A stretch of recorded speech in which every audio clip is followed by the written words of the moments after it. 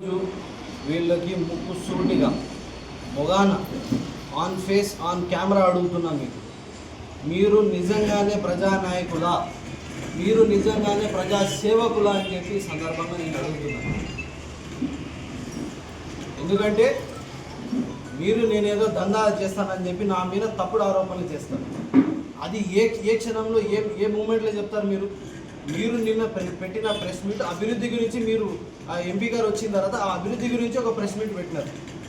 దాని తర్వాత మీ నాయకులు, మీ కార్యకర్తలు, అదేవిధంగా మా విలేకరులు అందరూ ప్రెస్ మీట్ అయిపోయిందని చెప్పి వెళ్ళిపోయిన తర్వాత మళ్ళా వాళ్ళని పిలిపించి మళ్ళీ ఈ ప్రెస్ మీట్ నా గురించి తప్పుడు ఆరోపణలు చేయడం జరిగింది. మీ నాయకులే వాళ్ళంతటి వాళ్ళే ఫోన్లు చేసి నాకు మేము వెళ్ళిపోతా అంటే మాకు పిలిపించి మరీ కూర్చోబెట్టి మాట్లాడిస్తున్నారని చెప్పి చెప్పినారు. వాళ్ళు కూర్చోబెట్టి వాళ్ళు మాట్లాడారని చెప్పి చెప్పడం జరిగింది. అది ఒక సిపిఎం ఎక్స్ సర్పంచ్ వచ్చి మీకు ఇన్ఫర్మేషన్ ఇస్తే అతని మాటలు విని మీరు ఏమేమో మాట్లాడతారా? అతను కేవలం సర్పంచ్ మాత్రమే. మీరు ఒక నియోజకవర్గానికి ఎమ్మెల్యేగా నిన్నారు, ఒక ఎమ్మెల్యే క్యాండిడేట్గా ఒకతను నిన్నారు. మీ మీద సామాజిక బాధ్యత ఉంది. మీ మీద మీరు ఒక తప్పుడు ఆరోపణలు చేస్తారా? కనీసం మాట్లాడక ముందు ఒక 2 నిమిషాలు ఆలోచించే అవసరం లేదా? మీరు ఒక ప్రజాప్రతినిధిగా ఉన్నప్పుడు మీ మాటలు 10 మంది వినేటట్టు ఉండాలా, 10 మంది నమ్మేటట్టు ఉండాలా. ఇష్టానుసారం మీరు మాట్లాడుకుంటూ వెళ్ళిపోతే ఈ దేవుడు గమ్మును కూర్చునేకి లేదు. అందుకే ఈరోజు ఇక్కడ ఈ ప్రెస్ మీట్ పెట్టడం జరిగింది. నిన్ననే పెడదామనుకున్నా, నిన్న సందర్భం కుదరలేదు కాబట్టి ఈరోజు పెడుతున్నా. నాకు అదేవిధంగా ఏమంటారు, కూటమి నాయకుల ఎమ్మెల్యేలు మంత్రులు అని చెప్పి చెప్తున్నారు. ఎక్స్ఎమ్మెల్యే పేరు కూడా చెప్పినారు. కానీ ఎక్స్ఎమ్మెల్యే ఇక మీరు మీ పార్టీలో ఉన్నోళ్ళే, ఇక మీరు తెలుసుకోండి అదేముందో. కానీ మా ప్రభుత్వం మీద, మా ఎమ్మెల్యేల మీద, మా మంత్రుల మీద మీకు మాట్లాడే అర్హత కూడా లేదు. మీకు మీ మీద సామాజిక బాధ్యత ఉంది. మీకు సమాజంలో ఒక గౌరవం ఉన్నింది. మీరు రాజకీయాల్లో రాకముందు ఒక డాక్టర్, మీరు ఒక ఇంజనీర్. మీరు మాట్లాడక ముందు ఆలోచించి మనం మాట్లాడే మాట ప్రతి ఒక్క పదము కౌంట్ అవుతుంది అనే ఆలోచన మీలో ఉండాల.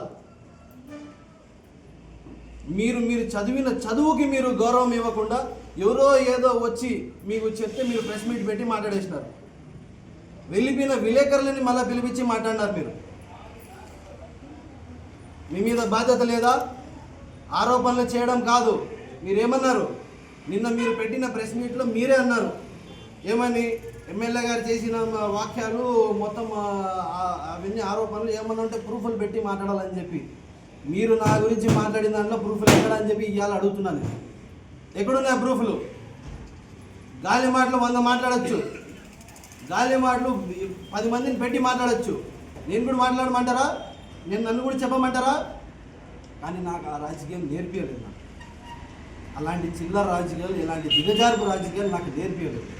రాజకీయాల్లో ఉంటే ఉందాగా పోవాలి, మర్యాదగా పోవాలి, 10 మందికి సాయం చేసుకుంటా పోవాలి. మీరు తిప్పారెడ్డి గారి మీద కానీ, నిసారమ్మ మీద కానీ రాజకీయ విభేదాలు ఉన్నా కూడా వాళ్ళ పట్ల గౌరవం ఉన్నింది నాకు. వాళ్ళు కనిపిస్తే నాకు దూరం నుంచైనా కనీసం మరే మంచోళ్ళరా అని చెప్పి చెప్పేటోండి నేను. ఆ గౌరవం మీరు ఈరోజు పోగొట్టుకున్నారు. మీరు ఆ గౌరవం ఈరోజు మీరు పూర్తిగా పోగొట్టుకున్నారు. మీరు ఏదన్నా మాట్లాడేటప్పుడు, ఏదన్నా ప్రెస్ మీట్లో మనం మాట్లాడేటప్పుడు ఎంత ఆలోచించి మాట్లాడాలన్నా నాకే అంత, మీ వయసులో అర్ధం వయసు ఉన్నా నేనే ఇంతగా నేను ఆలోచిస్తాను. ఏదైనా ప్రెస్ ముందర మాట్లాడేటప్పుడు, జనాల ముందర మాట్లాడేటప్పుడు నాకంటే రెట్టింపు వయసు ఉన్నారు మీరు ఈ విధంగా మాట్లాడడం మీకు సమంజసమా? సామాజిక బాధ్యత లేదా? ఇష్టానుసారం ఏది పడితే అది మాట్లాడేస్తారు. మీరు చెప్పిన వాక్యులకి, మీరు చెప్పిన మాటలకి మీరు ఖచ్చితంగా రుజువు చేయాలా. మీకు వేరే దారే లేదు. మీరు ఖచ్చితంగా రుజువు చేయాలా. రుజువు చేయని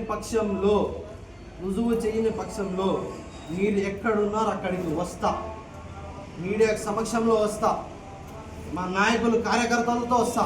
లేదు మీరు సింగల్గా రమ్మంటే కూడా వస్తా. మిమ్మల్ని అక్కడనక్కడ అడుగుతా. ఖచ్చితంగా మీరు నిరూపించాలి, మీరు రుజువు చేయాలి. నేను తప్పు చేసినానో, నేను ఏదో దీంట్లో ఉన్నానో మీరు రుజువు చేయాలి. ఏమండి ఇది? రాజకీయాలు ఇదేనా మీరు చేసే రాజకీయాలు? ఇదేనా మీకు నేర్పించిన రాజకీయాలు? ఇదేనా మీరు నేర్చుకున్న రాజకీయాలు? ఒకరోజే టైం ఎక్స్ఎమ్మెల్యే గారికి, మళ్ళీ ఎమ్మెల్యే క్యాండిడేట్ నిసార్ అహ్మద్ గారికి ఒకరోజు టైం. మీరు ఖచ్చితంగా ఇదేముందో కూడా మీరు మీడియా సమక్షంలో మీరు ముందర వచ్చి మీరు నిరూపించాలి.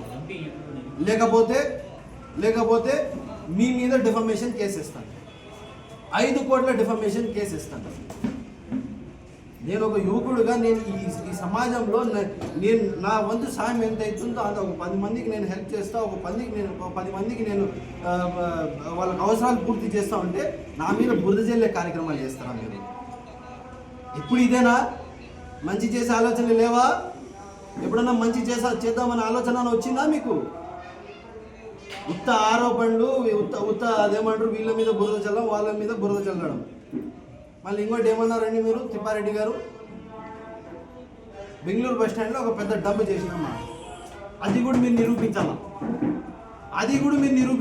మీరు రావాలా బెంగళూరు బస్ స్టాండ్లోకి? నేను వస్తాను, మీరు రావాలా? ఎక్కడ పెట్టినామన్నా చూపించాలి. కనిపించకపోతే అక్కడ ఉన్న అదేదో డంప్యార్డ్ ఏదో అన్నారు కదా, కనిపించకపోతే మళ్ళీ మీరు ఏం చేయాలి మీరే చెప్పండి. ప్రూఫ్లు లేవు, ఎవిడెన్స్ లేవు. ఎప్పటికైతే మీ మీద మేము విత్ ప్రూఫ్లు మేము మీద మాట్లాడితే మాకు ప్రూఫ్లు చూపించండి అంటారు. మీరు ఏదన్నా మాట్లాడచ్చు, మీరు ఏదన్నా చెప్పేయచ్చు, అది ప్రూఫ్లు లేకుండా గాలి మాటలు. ఇంకా అదేవిధంగా ఇంకో విషయం, మొన్న మీరు పెట్టిన ప్రెస్ మీట్లో మీడియాలో ఇక్కడక్కడ రావడం జరిగింది. మీడియాలో పెట్టిన తర్వాత సామాన్య ప్రజలు అక్కడ మా కార్యకర్తలు లేరు, అక్కడ మా నాయకులు లేరు, నాకు సంబంధించిన వాళ్ళు ఎవ్వరు లేరు. ఇన్స్టాగ్రామ్లో, ఫేస్బుక్లో మీకు ఏం చెప్తున్నారో ఇప్పుడు మీకు చదివి చూపిస్తాను. ఇగో ఒక మీ దీంట్లో ఈ న్యూస్లో ఒక అతను అంటాడు, అన్నా శవాలని ఇస్తాడు. అదే మనిషి ఫస్ట్ మీరు జనాలు ప్రాణాలు తీయడం ఆపండి సార్ అంటాడు. ఇంకో అతను ఏమంటారు, అబ్బో వచ్చాడబ్బా నీతిమంతుడు, నీ ఎంపీఎల్కి ఏం చేసావో చెప్పు. హెల్త్ని బిజినెస్ చేసి ప్రాణాలు తీయడం కూడా ఆపు దేశ తిప్పారెడ్డి గారు. నేను యాడ్ చేస్తున్నా, కమెంట్లో లేదు. ఫెయిల్యూర్ డాక్టర్ అని చెప్పి ఒకతను పెడతాడు. తమరు ఎమ్మెల్యేగా ఉన్నప్పుడు 5 years ఏం చేశారో చెప్పమను. పోనీ లాస్ట్ 5 years ఎక్కడ దాక్కున్నాడో దేశాయ్ గారు. మరి మీరు ఒకరి ప్రాణాలను తీసినప్పుడు గుర్తు రాలేదా? ఇది మీకు సామాన్య ప్రజలు అడుగుతున్న ప్రశ్నలు. నేను అడుగుతున్న ప్రశ్నలు కాదు. మీ వాళ్ళ దగ్గర సోషల్ మీడియా ఉంది, మీ వాళ్ళ దగ్గర ఇన్స్టాగ్రామ్లో అకౌంట్లు ఉన్నాయి, ఫేస్బుక్ అకౌంట్లు ఉన్నాయి. దాంట్లో వెళ్ళండి, చూడండి, కమెంట్ల మీద మీ అంతటకు మీరే సమాధానం ఇచ్చుకోవాలి. దాన్ని నా మీద ఆరోపణలు చేస్తారా మీరు? అదేవిధంగా మీరు ఇంకో ఏమాట అంటారు, దందాలు అంటారు. మీ రాజకీయ లబ్ధి కోసము, మీ జగనన్న దగ్గర ఒక 4 మార్కులు తీసుకురావడము కోసము, మీ మిథున్ రెడ్డి గారి దగ్గర మీరు 4 మార్కులు తీసుకురావడం కోసము నా మీద నిందలేస్తే మీకు ఏమాత్రం బాగోదని చెప్పి ఈ సభాముఖంగా మీకు తెలియజేస్తున్నాను. ఇది మీకు సమంజసం కాదు. మీరు ఒక చదువుకున్న వ్యక్తి. నేను విచారణకు సిద్ధం. మీరున్నారా? ఎస్పీ గారి దగ్గర వెళ్దాం, మీరు వెళ్దాం, నేను వస్తా. డే టు టైం మీరే చెప్పండి. ప్రెస్ మీట్లు వద్దు, డైరెక్ట్ ఎస్పీ గారి దగ్గరికి వెళ్దాం. నేను మాట్లాడే మనిషి కాదు, నేను చేతుల మీద చేసే మనిషిని. నా పనులన్నీ యాక్షన్లో ఉంటాయి, మాట్లాడే మనిషి కాదు. ఎస్పీ గారి దగ్గరికి వెళ్దాం. డే టు టైం మీరు ఫిక్స్ చేయండి. మీరు ఫిక్స్ చేసిన టైంకి 10 నిమిషాలు ముందే ఉంటా. మీరు రావాలా, ఖచ్చితంగా రావాలా. మీరు ఎస్పీ గారి దగ్గరికి వెళ్దాం. ఇగో నేను ఒక మెమరాండం తయారు చేసిన. ఏమని పెట్టినానంటే, గంజాయిలో ఎవరెవరు పాత్ర ఉంది, ఎవరు ఏం చేస్తున్నారని చెప్పి పూర్తి ఎంక్వైరీ చేయమని చెప్పి నేను ఎస్పీ గారికి ఒక మెమరాండం ఇవ్వబోతున్నాను. ఇదే మెమరాండంలో నేను ఇంకోటి ఏం రాసినానంటే, కింద I'm willing to cooperate fully with any investigation and will provide what ever assistance or information may be required అని చెప్పి రాసిన.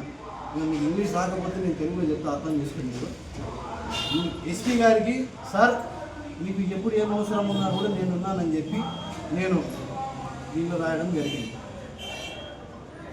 వైసీపీ వాళ్ళకి నేను చెప్తున్నాను, మీకు ఇంగ్లీష్ రాకపోతే నేను తెలుగులో చెప్పడం జరుగుతుంది.